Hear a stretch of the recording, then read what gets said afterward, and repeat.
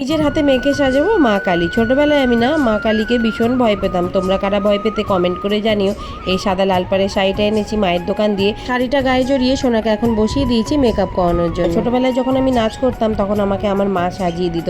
এখন ভিডিওর জন্য সোনাকে আমার সাজাতে ভীষণই ভালো লাগে।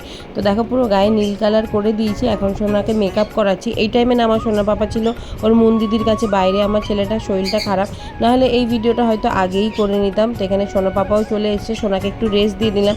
একা হাতে সব দিকে সামলানো না খুবই কষ্টকর, তাই আমার ভাগ্নিকে বললাম সোনার হেয়ারটা কার্ল করে দিতে। আর এদিকে সোনা পাপা ঘ্যান ঘ্যান করছিল। সোনা পাপার খাবার বসিয়ে দিয়েছি আর সোনাকে ড্রাগন ফল খাওয়াচ্ছি যাতে ওর জিভটা লাল হয়। সোনা পাপা তো দিদিকে দেখে ভয় পাচ্ছে না।